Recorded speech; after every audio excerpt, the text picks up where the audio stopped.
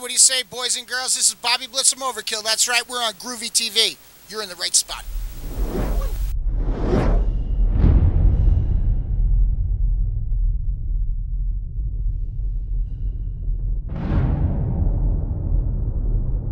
It's Groove. I'm here with Bobby Blitz from Overkill here at the Gothic Theater in Denver, Colorado. How the heck are you, sir? Doing well. Good to be on the road. Happy, healthy. Looking forward to the show. Right. On a great package with creator and Warbringer. So, you know, a real Thrash spectacular here, I guess you'd say. The Legends of Thrash tour, I believe it's called. You know, somebody just asked me, I did an interview, and he goes, what constitutes you being a legend? And I said, just the time I've put in. I said, you know, we're still fighting it out in the trenches and digging our own foxholes, you know, and that's, you know, it's kind of cool that, you know, the music has held value over, you know, almost a 3-decade period. And I mean, the same for Creator. I think we released around the same year, our first records, you know. And, you know, the cool thing about a tour like this is, for the bands, I mean, we're cut from the same cloth, you know, we want the same results.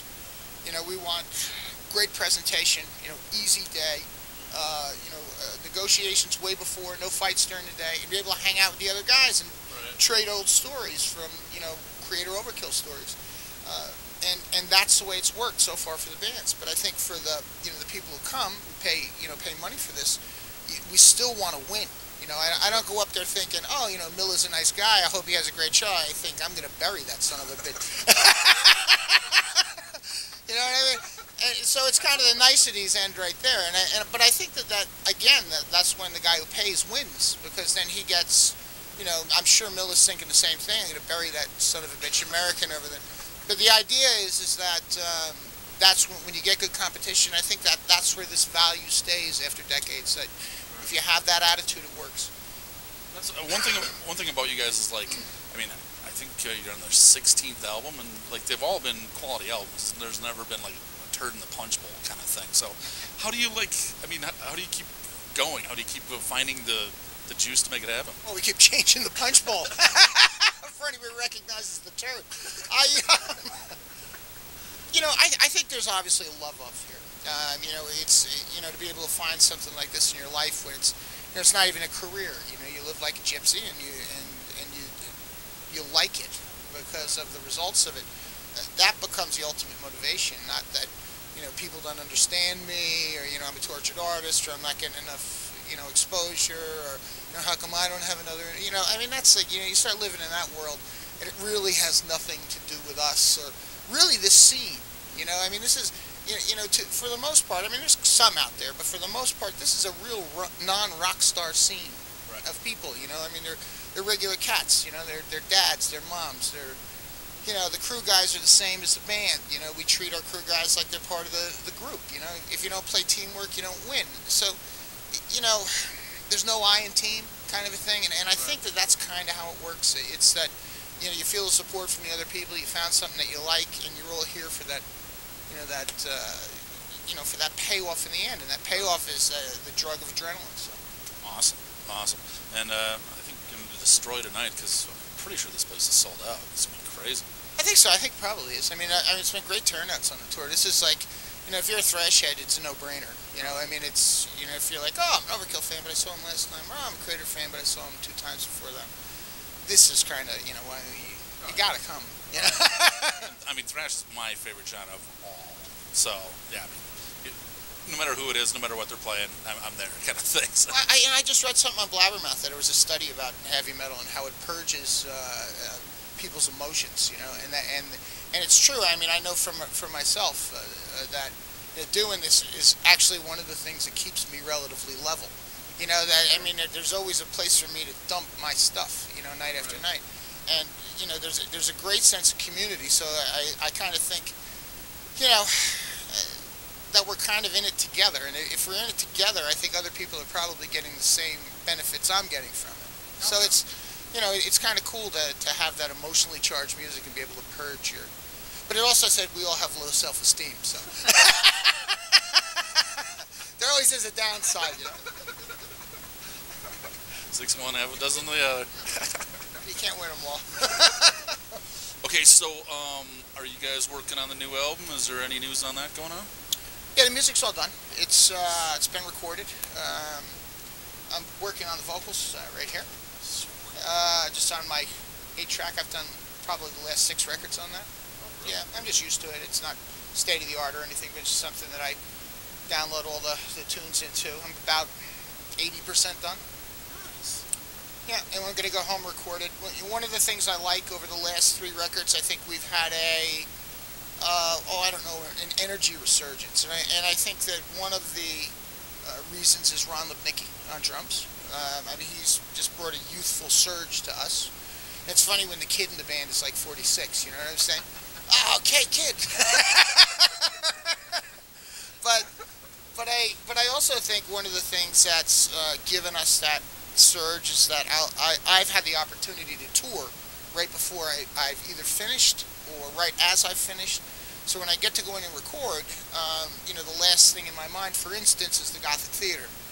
So that and that's something you can't feign behind a microphone in a studio, but if it's pretty fresh in my head, it just kind of comes out. It takes me 6 weeks to get rid of a tour, to shake off the ghosts and everything, so that it's. Even my wife says, I need 3 weeks for your voice to lower because you're yelling everything, and then I need another 3 weeks for you to be my husband again, to be this normal guy, it's not, running around picking his nose, drinking a beer for breakfast, farting. This is really a vacation here, is what you're saying. Oh, she calls it the middle-aged boys club. We're out here rolling dice and smoking Cuban cigars and losing all our money and stuff.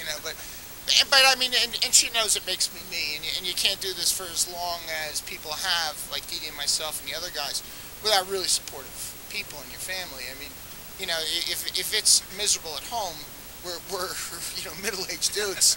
I mean, bordering on old in some cases. And you don't want to be out here while there's hell to pay at home. You don't.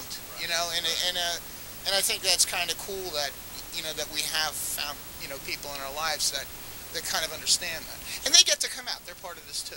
So that's I think that always helps. So yeah. So what's coming up? When's the album actually going to drop? Do you have a date yet? We're looking at March 7th in Europe. I'm not sure about the U.S. date. That's usually within 1 or 2 days of that March 7th, so probably 9 or 5, depending on when the weekend is. Sure. We got a bunch of titles that we're bouncing around still. We don't have to commit till the last minute. We've already booked a European tour. This runs on a clock. The band has caught a wave. We've reopened the West Coast for us now over so many years, and the West over the last half dozen years or so. And that's kind of cool. The European stuff has always gone great. The South American stuff has always gone great. East Coast has always been killer for us. So you just kind of we just kind of work that clock. So the record, the drop date, we want to have a tour right behind that, so that this is a different age in 2013-14 where there's people who go out and buy that product, but they're also they're the diehards. But we want to get that product out with the tour to to try to encourage others. Get that album. Encourage others to play nice with their friends and not download it on the internet. For instance.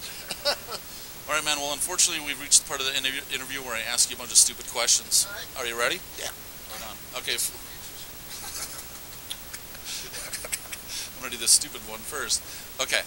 In your entire life, what is the stupidest thing you've ever heard another human being say?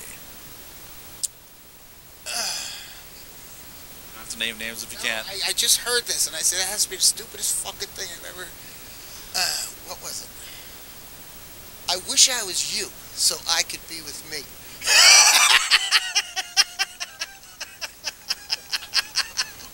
Okay. Wow. It was actually a takeoff by Joe Piscopo on what he thought David Lee Roth would say when he was meeting people. It's on the internet.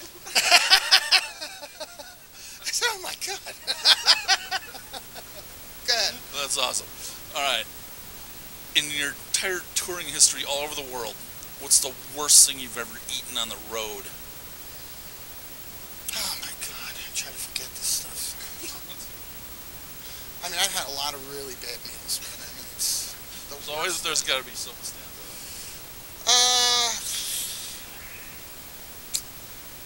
try to serve me once in Asia? They tried to serve me some kind of a shellfish that had no meat in it. It was... I don't know. I don't even know what to say. I'm trying to think. My head's going all through.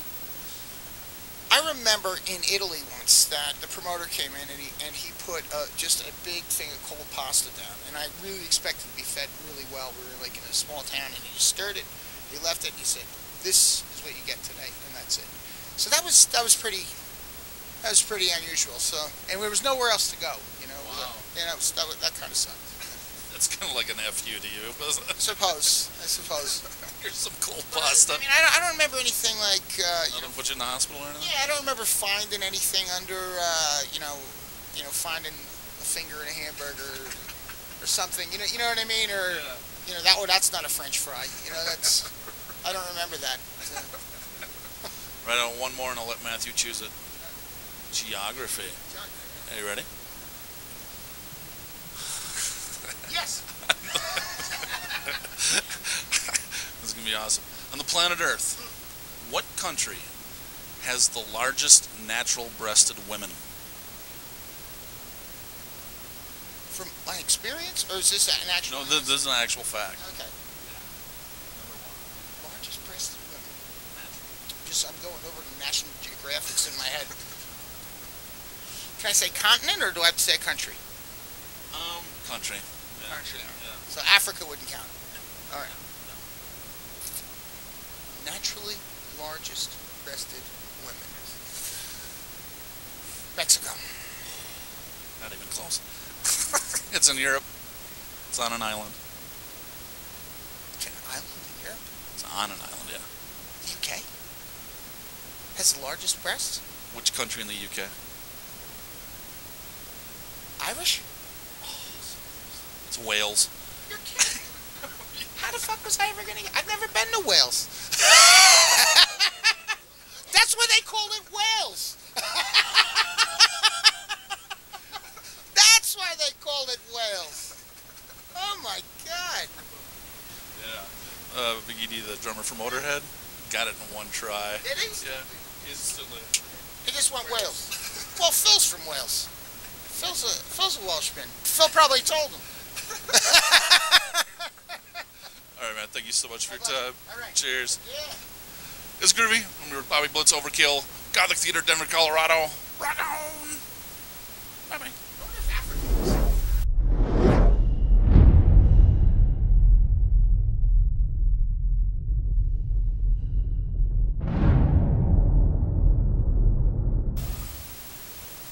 Original freaking 45 with the four, the first original EP. Yeah. Yeah, I still have that somewhere. The Overkill EP with 4 songs. Yeah. Yeah. It was released back in '83 or '84. Yeah, I didn't even have hair on my balls back then. We were self-financed, but it went out on a company called Azra Records out of Northern California.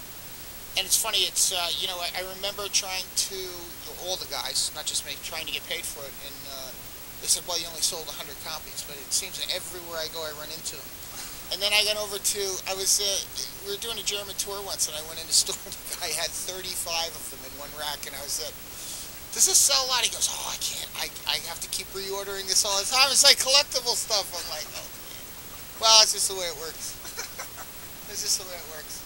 Right on, man. That'll be extra for the, director's cut. You ready?